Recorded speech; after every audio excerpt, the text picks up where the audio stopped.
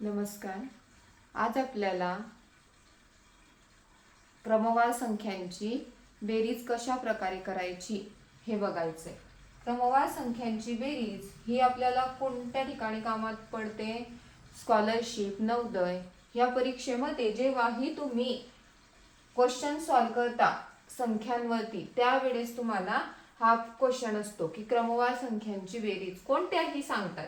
आता आपण इथे 3 प्रकारच्या संख्या घेतलेल्या आहे की 31 पासून तर 40 पर्यंत, 75, 78 ह्या क्रमवारच आहेत, पण ह्या फक्त मी अल्टरनेट खालती वरती लिहिलेल्या आहेत. नंतर 21 to 30 अशा क्रमवार संख्यांची काय करायची, आपल्याला बेरीज करायची आहे. मग आता ही बेरीज करण्यासाठी आता आपल्याला स्पर्धा परीक्षा म्हटलं म्हणजे तिथे काय असतं, टाइम लिमिट असतो.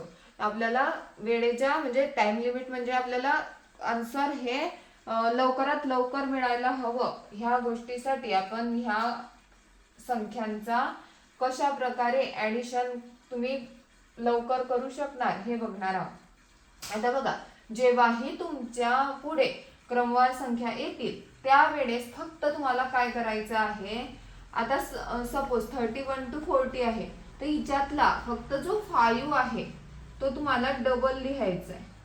काय लिहायचा आहे? डबल लिहायचा आहे. आणि जो युनिट प्लेस 10 प्लेसचा नंबर आहे तुमचा 3, हा 3 इथे लिहून घ्यायचा. म्हणजे 31 to 40 ची ऍडिशन येणार आहे 355. नंतर पुढे 75 to 80 यांची सुद्धा ऍडिशन मी काय सांगितलं, जो 5 आहे तो डबल लिहायचा आणि तो 5 डबल लिहिल्यानंतर जो युनिट प्लेसचा नंबर 10 प्लेसचा नंबर आहे तो फक्त इथे लिहायचा. तुम्ही करून बघा. 71 to 80 ची ऍडिशन काय येते, नंतर 31 to 40 ची ऍडिशन काय येते. आता 21 to 30 ची ऍडिशन काय येणार आहे, काय सांगितलं मी, हा जो 5 आहे तो काय करायचा, डबल लिहायचा आणि पुढे काय लिहायचं, तुमचा जो 10 प्लेसचा नंबर आहे तो लिहायचा.